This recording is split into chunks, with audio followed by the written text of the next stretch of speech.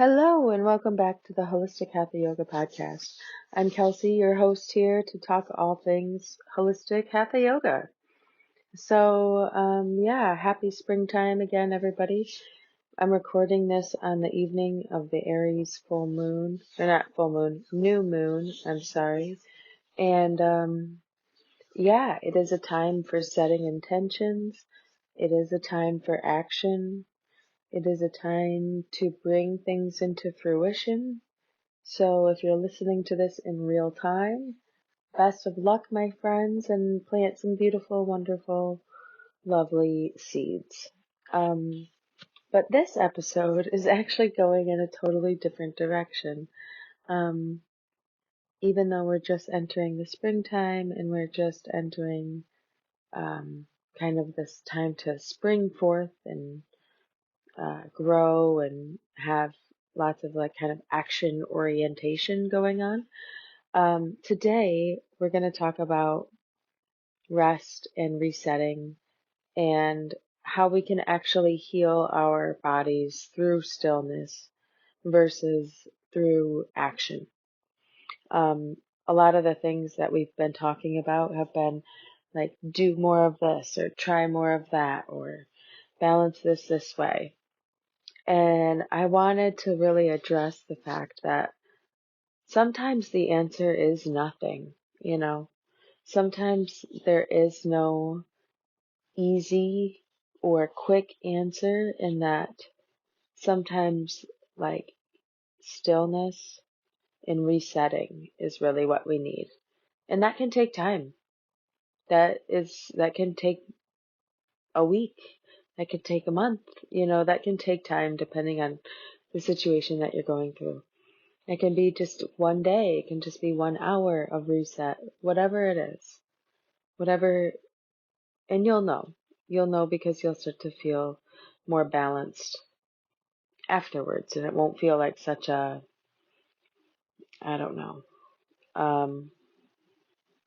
I don't want to say like safety measures, like kind of the word that's going to mind, but it won't feel like such a life preserver, you know? It won't feel like, oh my God, I'm only doing this just so I can, relax a little bit or stay alive. It'll be like, oh, things are pretty all right, and that's good. That is good, and I hope that for all of you. But as we look around the world, things are pretty wild right now. So I do hope everybody is faring well wherever you're listening from. Um, but a lot of times, I come across a lot of people, especially when I talk about meditation, where people say, I just can't meditate. Nope, I just can't do that. Or like, nope, I cannot sit there. Are you kidding me? And it's just so funny to me, like the really adamant, like almost stiff arming of like, nope, I won't do that because I don't like it. It doesn't work for me. And I kind of want to call bullshit. And some of these people I absolutely love also, like dear friends. And I'm like, are you kidding me? Come on, man. Like, I know that it might be tough, and I know that it might be a challenge at times, but it's definitely not insurmountable, and the benefits totally outweigh the discomfort.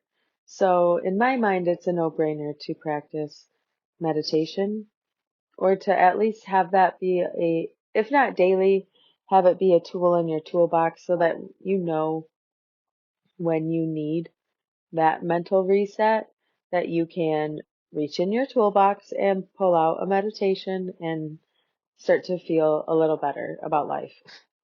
So, really the number one thing I hear from people is like, they're like, no, my mind just won't shut up, or like, or I'm too fidgety or whatever. Of which, like, fine, fair enough. But also these are all like things that are rooted in some sort of physical reality, So like the twitching or something, the muscle like being like, I just can't sit still. I have to like move my body a little bit, da da da. That is not necessary. Like, no, you don't have to move your body. You're telling yourself that you do, but like, if you don't move it, will you just implode and die right there in the spot? No. Like, no, I don't think, probably not. Like, I've literally never heard of that. The only thing that I know that if it stops moving, it will die is a shark. Like, they have to keep swimming even when they're sleeping because they like can't get oxygen any other way than if they're in movement. So unless you're a fucking shark, like I don't think you have an excuse. Like I think you probably can sit. And if you quote unquote cannot sit still, um that probably means that you really, really, really need to sit still and give yourself that moment, you know? This is reminding me of that song, like, you can't always get what you want, you get what you need, you know? Because it's like, a lot of times, we as humans, we just like naturally avoid the thing that we need, and we don't want the thing that we need. And then finally we get what we need from the universe or our own better judgment or change of heart or whatever. And then it's like, oh my God, what was I fighting against? Jesus Christ. Like, okay, here we go. Let's move on. So like, I don't know. It's just funny that I feel like a lot of the people who say, basically what I'm saying is that all the people who say I can't sit still or my mind goes too much for me to meditate, that means you are the ones that should be meditating. Like, this is who it's for, which is just so funny. Um, yeah, I had a yoga teacher, in my first yoga teacher training, and I might have said this before, quoted him before on this, but he always said, the pose begins when you want to leave it. And I loved that saying, you know, um, because it was like,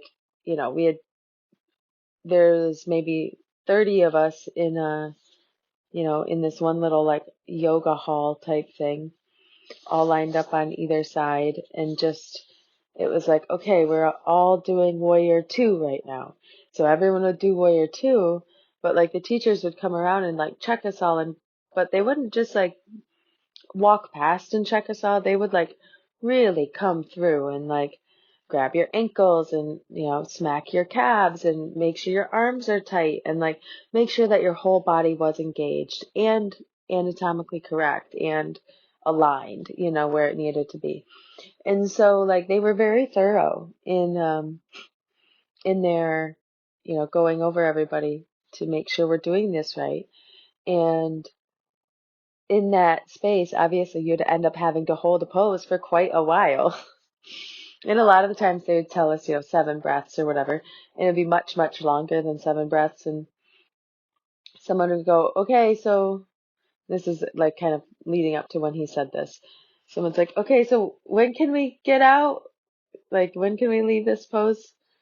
And he goes, and it was just stalking up and down the little aisle. And he was just like, the pose begins when you want to leave it.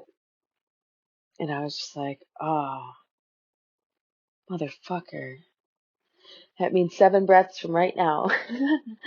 Ah, and it was just such a profound message. Because a lot of the times when we want to leave something is directly when we're going to start growing from it. When we want to leave that pose is when if we hold for the next 20 seconds, it's going to or like our muscles are going to get a big push and a big build off of just this one session based off of this length. And I'm not saying that extra 20 seconds is going to like make you super buff or whatever, but I am saying that like holding that pose for the length of time is activating your slow twitch muscles basically. So you have like two different muscle fibers in your muscles. You have your fast twitch muscles and you have your slow twitch muscles. Your fast twitch ones really work for just like really, like it kind of sounds like fast movements or like bursts of movement. Like if you're like imagining like picking up a heavy basket or something and your biceps kind of like lugging that up or something. Those are like your fast twitch that you start with. But then your slow twitch are the ones that continue to hold while you're holding that basket walking across the floor. And they're the ones that kind of don't fatigue as much and things like that. So to target really all of the muscle systems to really hold that pose is the best benefit. And also within holding poses, we end up micro tearing muscles, of which get rebuilt by protein, which is AKA building muscle. When we talk about building muscle and muscle soreness is it's a byproduct of lactic acid, which is created by your cells from pushing out a lot of exerting energy. But the soreness is also from quite literally micro tearing your muscles and then building new filament there and building your muscles up. So anyway, that long tangent there. But a lot of the times we avoid what we need. And so a lot of us, especially in America, need to slow the fuck down, and we need that rest and we need that reset. It's it is wild how glorified the rat race is. Um, I can't even wrap my brain around it. And I feel like it's gotten better post COVID. Like there's a lot more of like people working from home or whatever, like people not being out and about and quite as busy. But it's still pretty wild. I mean, as a mom of three, I have like my kids are in soccer and one of my kids is in gymnastics and they go to school and I have a job. And it's just like, what is going on here? This is all kind of bizarro. Can everyone just take a rest? Let alone if anything goes awry, if there is, God forbid, like a family emergency or whatever, which there actually has been this past couple weeks, and it's been absolutely awful and traumatic. And I just hope everybody listening has their loved ones and holds them tight and, takes care of themselves and their health. And because ultimately our health is wealth and that's all we've got.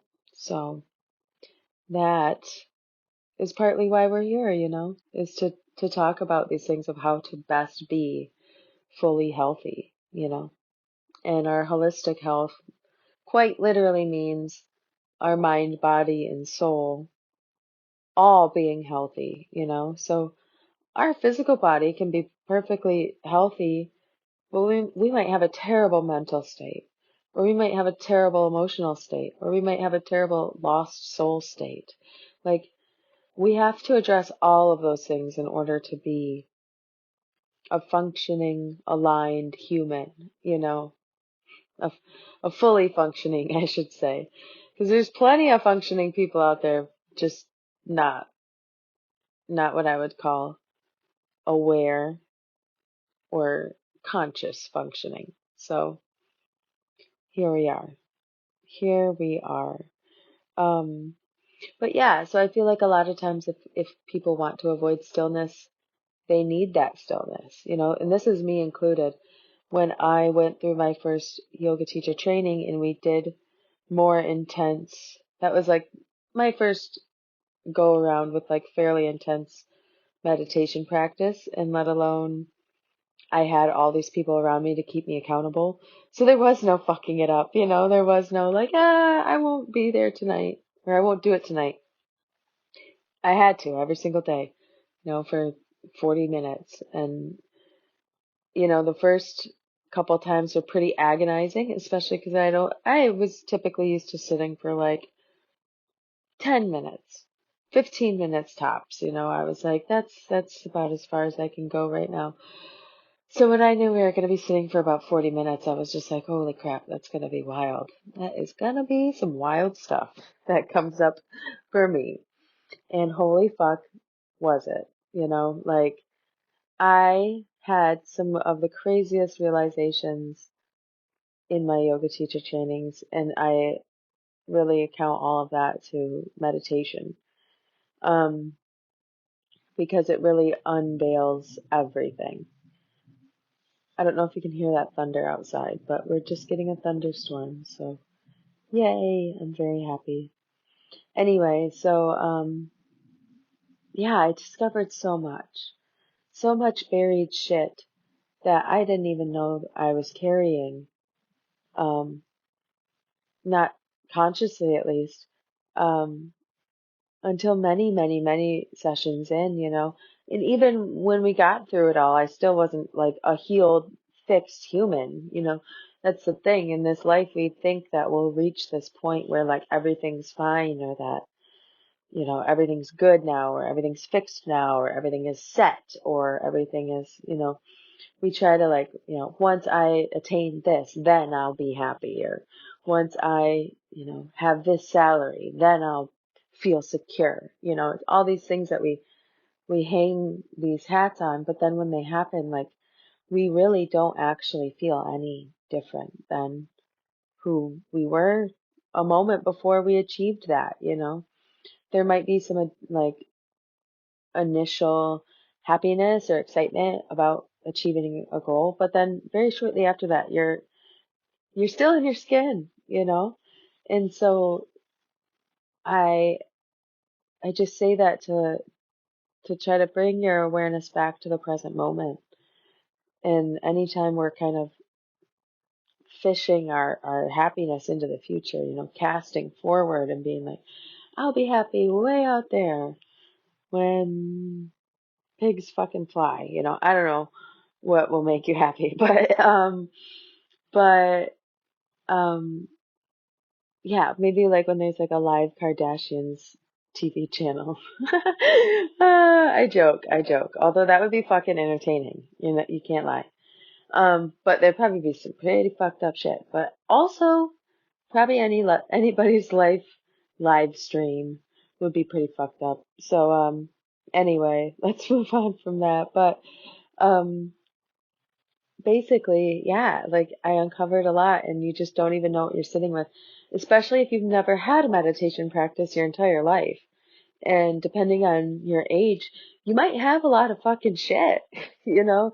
You might have a lot of shit that you've never sat with before, that you've never looked at, that you've never let come to the surface, that you've never grieved, that you've never processed, that you've never fully understood. Like there's just so many things that we experience in this life, especially if we are still working from our ego and I don't say ego as like a your ego, like not in like a snide way. I say it in like if you're working from like a mental space where you're like, this physical body is me, and this is all we've got here.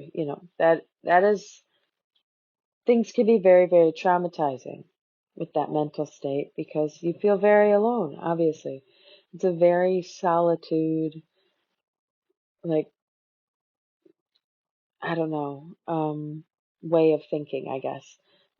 And it's not until you can kind of dive deeper, a little bit deeper into our soul, psyche, essence, inter oneness, whatever you want to call it, um, that we can really start to feel this sense of a bigger self or a deeper soul or maybe I've done this before, like a reincarnation type feeling, almost like you've lived lives before and this is just one of many.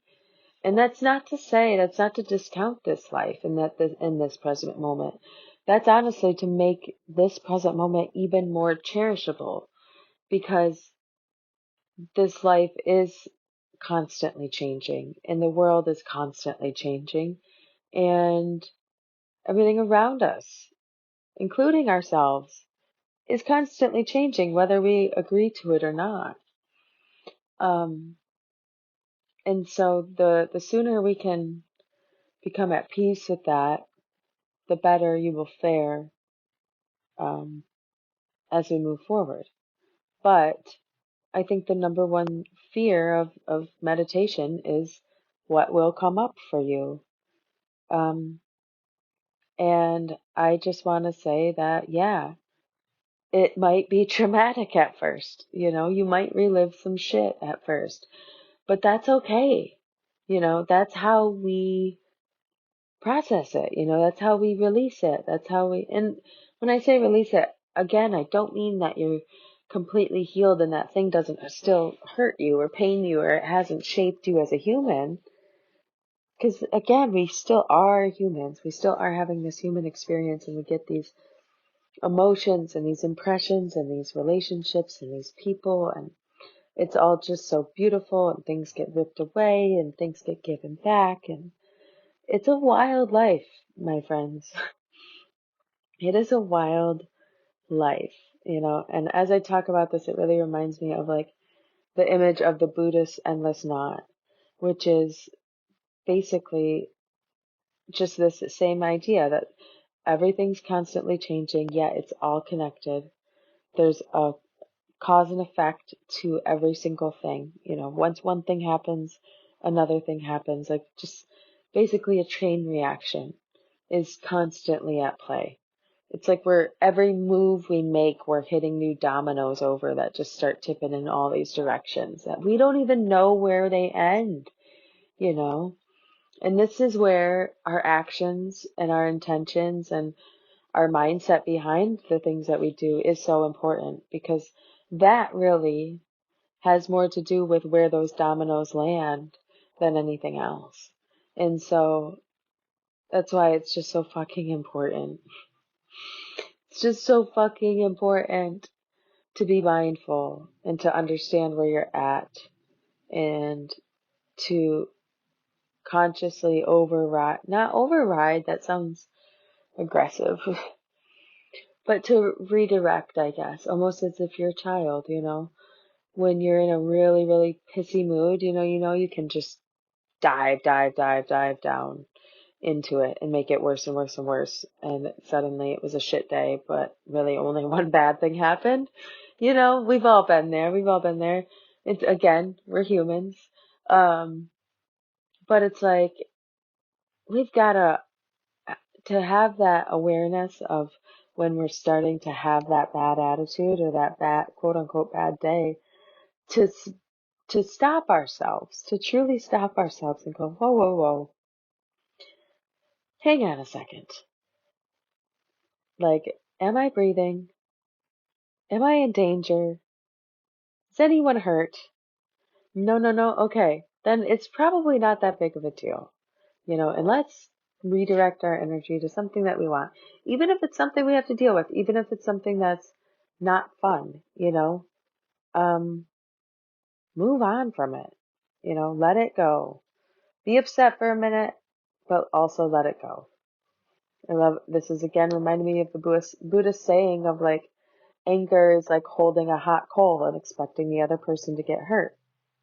It's like, like, you're literally not doing any favors for yourself by holding on to the coal of anger or despair or jealousy or envy or any of the negative emotions that we might tend to hold on to.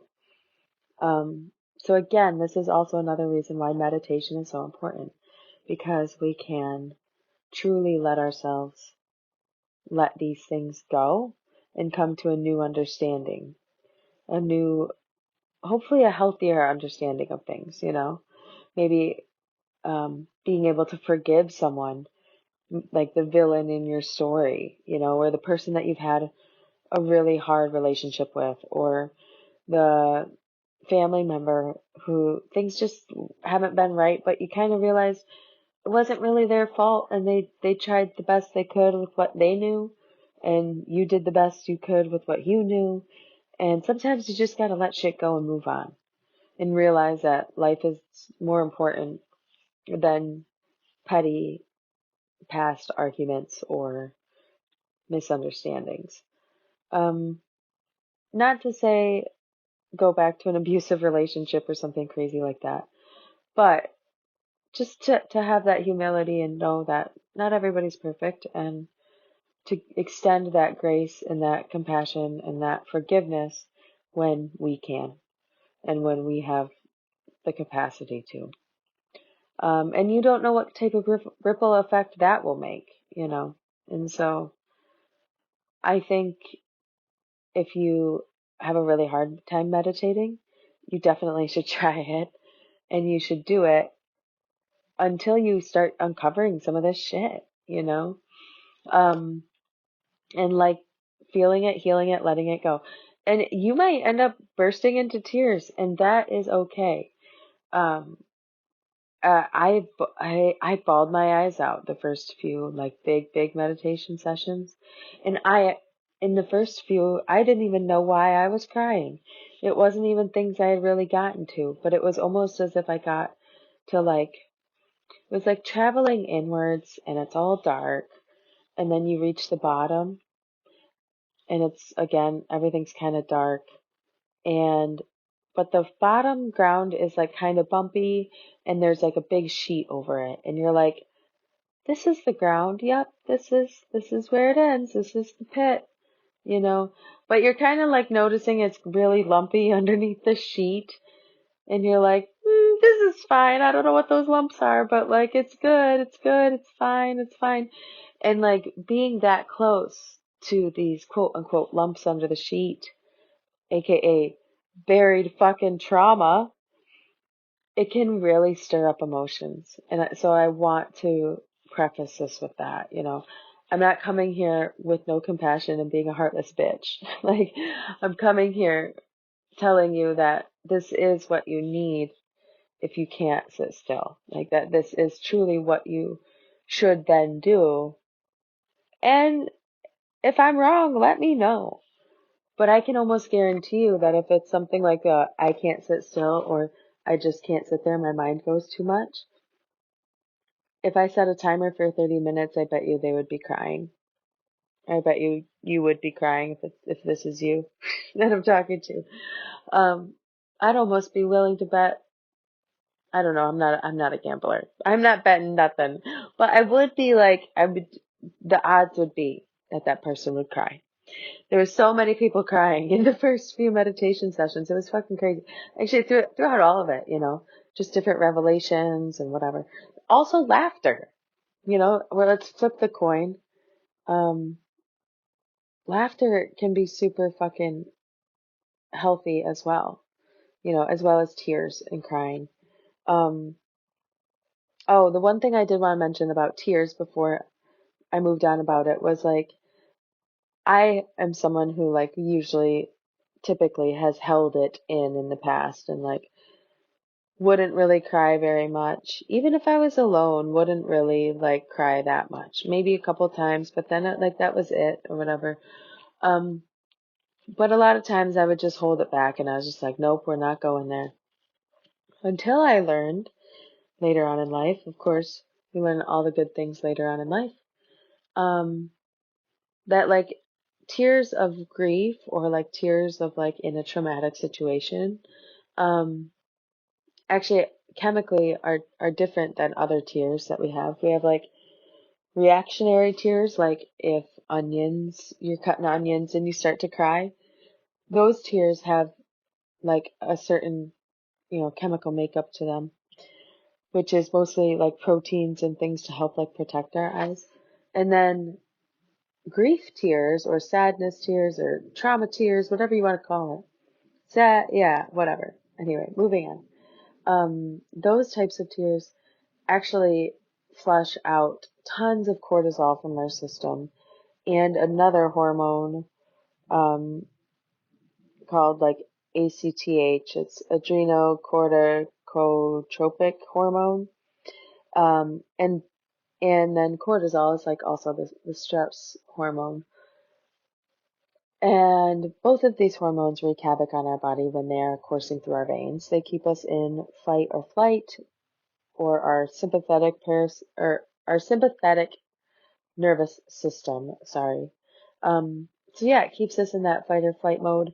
And also prolonged cortisol levels can really be detrimental for your health. So if you feel compelled to cry, but then you don't let yourself, you're really doing yourself a disservice, because when we cry tears of grief or whatever, what have you, it releases these hormones and gets that cortisol out of your system, gets all of those things moving, and kind of starts to bring your body back to like a homeostasis level, or back to a balance, and back to like moving towards our parasympathetic nervous system, which is where we want to be, our kind of rest and digest. And again, this is no like quick fix. Once we get to the parasympathetic system, we're there forever. Like, no, life is constantly changing. Again, change is the only constant. And so we will always be riding this roller coaster of going up and down and up and down. It serves a purpose, but the idea is to not let it get out of control. The idea is to help ourselves when we can, and to heal ourselves when we can. And so, yeah, tears can really help us actually bring us back to a normal nervous system level and make us, that's why you feel better, quote unquote, feel better after a good long cry or a short cry or whatever. Like, and that's also why you feel exhausted too, because you're like, you just output so much stuff, and your body also needs to rest after doing all of that to help heal your body and rid yourself of all of the residual cortisol and things going on in your veins. And so, again, if tears come up for you in meditation, please don't hold them in. Please just let them come out, Because like I said, a lot of times you don't even know. At first, you don't really understand why you're crying. You're standing on the dark, lumpy sheet, And then eventually you'll get deep enough in your meditation to bend down, pick up the sheet, and then see all of the stuff, And I don't want to try to overwhelm you, but that's kind of just how it goes, But once you can feel it, you can heal it, as the very corny saying goes. But it does help. It does help to at least sit with it, process it. Because a lot of times we never gave ourselves that time to sit and process. And so, again, if we find ourselves in anxiety or overwhelm, or the constantly busy person who can't sit down and can't sit still to save their life, like, this is for you, This is your time to shine. This is your time to get a little pillow out on the floor and sit down, and just start with baby steps, little bits at a time. But I do think meditation can sometimes even be better than therapy. Not that I don't love talk therapy. I think therapy is amazing. But you can basically be your own therapist, because you can be like, you can really challenge your own beliefs on things if you can look at it from a kind of a distant perspective.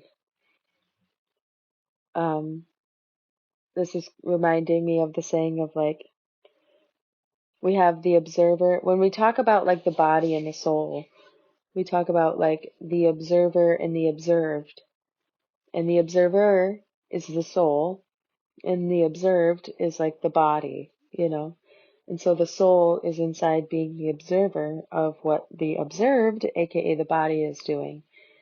And so again, like I said, we only have this body in this lifetime, and this short period of time to be this one person, and um and that is a beautiful thing.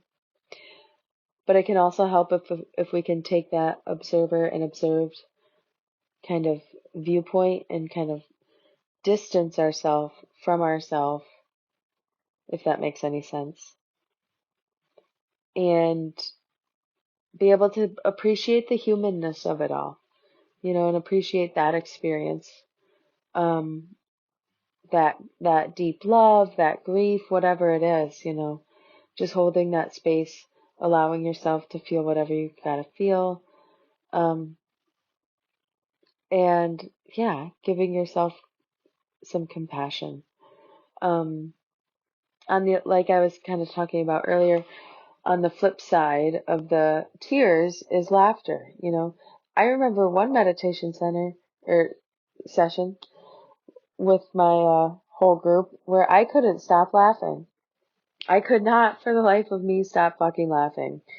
And it wasn't even like me and a friend laughing. I think one of my friends did start laughing also because she was just like, what the fuck's going on? But like, it was just, I don't even know what was so funny. I just could not stop laughing. And who knows? Who fucking knows what that was about? But that story is just to say, like, sometimes we don't know. Sometimes we don't know why we're crying. Sometimes we don't know why we're laughing.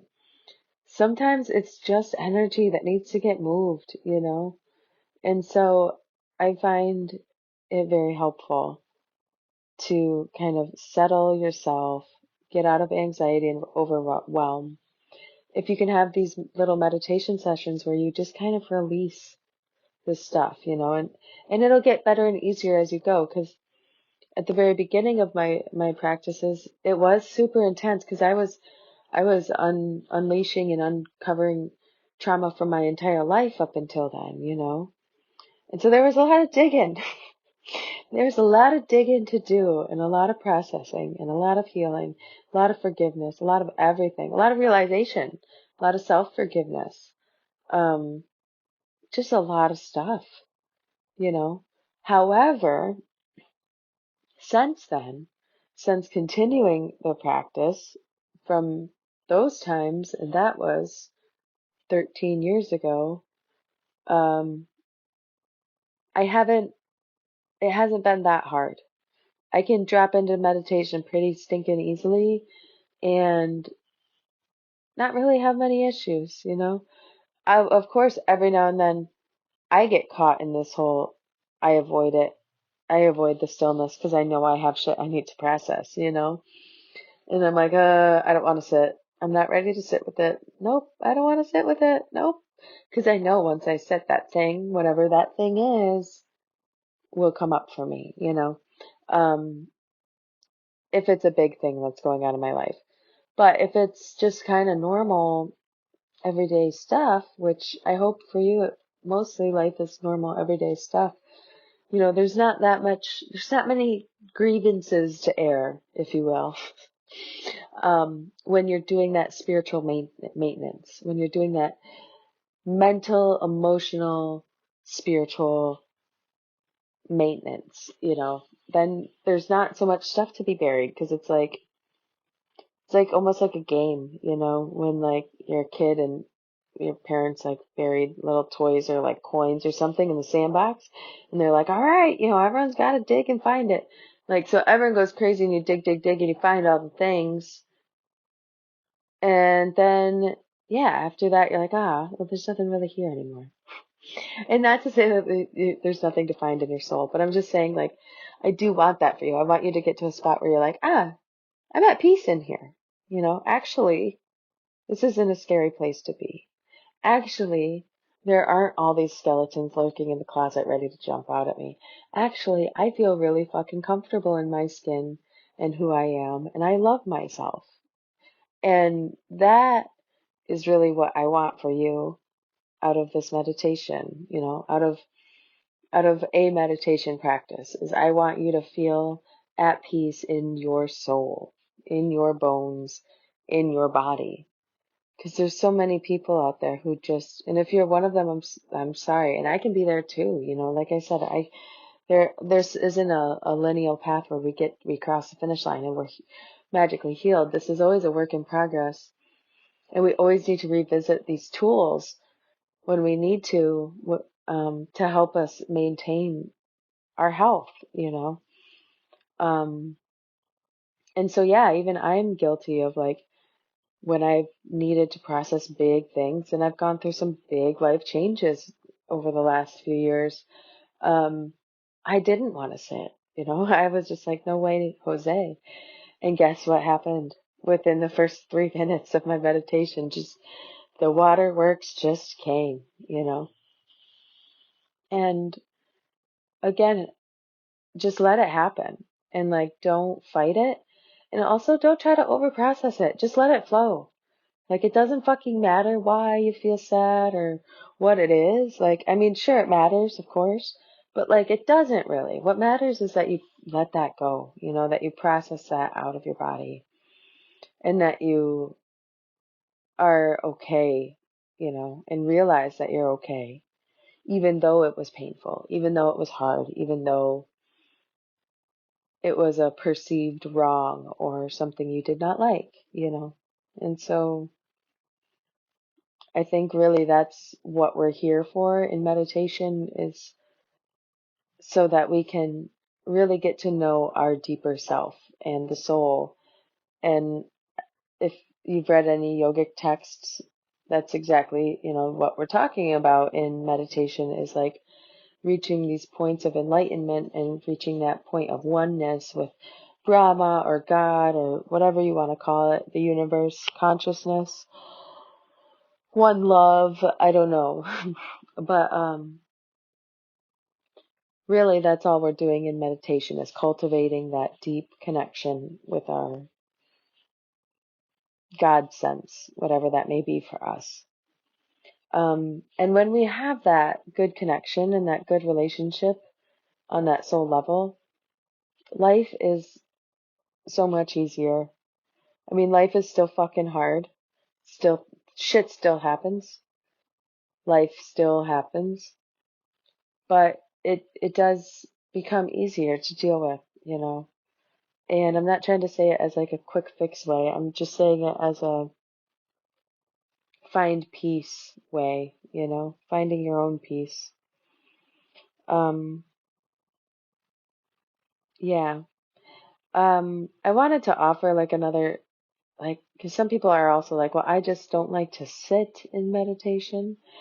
And so I wanted to offer the legs up the wall pose, which can be really helpful, especially if you have a pain in your back, or specifically low back pain, from sitting or from just overworking and strain, whatever it may be.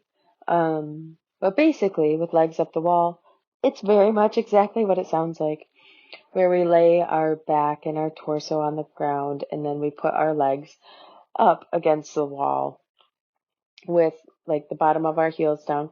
Basically, like if we were just sitting on the floor doing a forward fold, only our spine is on the back, or our back is on the floor. Sorry. And the legs, yeah, like your butt and your legs are going up the wall. Maybe I'll post a picture or something of this pose on my Instagram to if you need a visual. Otherwise, you could literally just Google legs up the wall pose and you'll see what I'm talking about. Anyway, that's a great pose to help relax the lower back. It also just kind of takes some strain off your whole torso during meditation, and then it can really help with like circulation and blood flow and lowering the cortisol levels, bringing your body into like a rest and digest state, just from sitting there and laying there in that position. And so that can be really helpful too if we're having a hard time starting with meditation. We don't want to just sit there. Fine. Legs up the wall for 10 minutes and see how you feel, start there. But I do think that it's very helpful to have a meditation practice in your everyday life or your weekly life, your spiritual toolbox, your body maintenance, whatever you want to call it. I think meditation is for everybody at every age and every stage. So, I mean, I make my kids do it and they fucking hate it. Don't get me wrong. But like they don't. They do like it to a point. They love to like om and chant and stuff like that. Um, but they do have a hard time with it, to sit there and actually sit, even if it's only 5 minutes. They're funny, and they're the ones who will like just laugh. Kids are great like that. They're hopefully typically not too traumatized yet by life, and so a lot of the stuff that bubbles up for kids is usually just laughter and silliness, which is also great. So Again, if you're maybe out there going, okay, great, I want to meditate, but like, I can't do that. I have kids and, they would never leave me alone or whatever. I promise you, you can do it. Like, and you can even do it by telling them that you're doing it, depending on their ages. If they're super young, they might just be savage and they don't care. But I'm sorry. Um, but if they're, 3, 4, and older, something along those lines, um, they can get it. Even 2-year-olds can do it, 2.5, or at least leave you alone for 8 minutes so you can get some time, or do 10 minutes during nap time, or whatever. Um, or just straight up telling your kids, hey, I'm meditating for 15 minutes. Do you need anything before I am going to go sit down? Because after I go sit down, I really don't want to be disturbed until I come out of that room. Unless somebody truly, truly needs help, you know.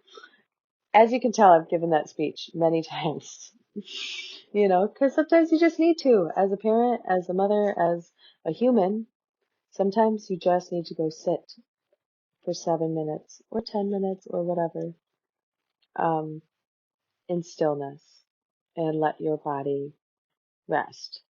Because a lot of the times we're just moving, moving, moving, moving, moving to avoid what happens when we rest. And a lot of times when we rest, everything that we've been avoiding catches up with us. And that's why we keep moving. And so I just want to encourage anyone who is that constant mover. Like, although we need you in the world, we need those people who are constantly moving. Don't get me wrong. There's a time and place for it, but like we need to also take care of of your mind, body, spirit, all of it, and everybody needs to be able to be at peace with themselves in the moment, in the present moment, and feel some sort of connection or understanding or, I don't know, peace, serenity, not quite sure the word, just understanding of our oneness and our role in this life, and just trying to fulfill our role in this lifetime as best as possible. Yeah. And so with that, this is, just your gentle reminder to slow down if you need to, take that reset, and maybe try to pick up a meditation practice if you have not ever tried it. If you have never tried it, I highly recommend. And if you tried it and hated it, I highly recommend coming back and trying it again. So, because again, the whole part of holistic health is understanding that we aren't healthy unless we are addressing the mind, body, spirit on all levels. If we are constantly stressed out, that will eventually have health issues come up. Cortisol in the system does terrible things to our body over time. So again, if you need any more excuses to cry or sit with things and process or just rest, just straight up get some sleep that you've desperately needed, this is your permission slip. So with that, I'm going to sign off. Also, if you are, okay, this is kind of a cheat sheet, I guess. If you're like, okay, I do want to start meditating, but also the silence is going to kill me. I do have 2 guided audio meditations. I guess guided is a strong word. I wouldn't say that. I would say they're just audio meditations of me chanting Om 108 times. And then there's another one with the Ganesh mantra, which is the remover of obstacles. So I love to sit in that vibration when I really feel like I need some help getting some obstacles fucking removed. It's a good one that I lean on often. So, and those are there for you on my website. If you go to At Home Yoga on my website is holistichthathayoga.com. And then again, like I said, just click on the at-home yoga page, and then that shows you everything that we can do at home. But most importantly, these little audio meditations, and that can serve as like a background noise almost, or its own timer for you starting your meditation practice. And so just sitting for as long as the audio goes for, and when it's done, wrapping up your own meditation, or when it's done, if you feel like you can sit there for an extra few minutes, by all means, please do, So these are meant to just kind of help you gently guide you into these seated times without it being so silent and it feeling like it's just you. So I think eventually that's where everyone should aim to be, but I can understand where in the beginning it can be a little bit rough. So 108 mantras is always a great thing. So those are there for you as well. They're super cheap. They're like $4.99 a piece, and then they're downloaded to your phone forever. So you can listen to them as much as you want and get your meditation on. So yeah, other than that, I just want to wrap up and say, I love you. Thank you for being here. And, ooh, if you can hear that thunder outside, it's very loud. The storm is really rolling in here. I'm going to hope we don't flood tonight. We're in a flood warning, so we'll see. Anyway, one love, one light, my friend. Thank you for being here. And yeah, I just want to help anyone really find that holistic health within themselves preferably before they're unhealthy, The best time to stay healthy is when you're healthy. But also, if you don't feel like you're at that healthy stage, there's a million things we can do to balance that and to bring you back into holistic health. So, as always, feel free to reach out. My Instagram is where I check most, I would say, and that is at Holistic Hatha Yoga. Or you can email me. I think you can just hit the button right here somewhere on my podcast where it says email me. So do that. Or you can always fill out a contact form on my website, holistichathayoga.com, and I read and respond to all of those as well. So let me know if you need any specific help, and I would love to help you with anything you need, even if it's just something small and I can help out with anything, truly. Let me know. I am here for you guys. So take care, my friends. One light, one love, and I will talk to you next week. Bye. Om Loka Samista Sukhino Bhavantu. Om Shanti Shanti Shanti. Om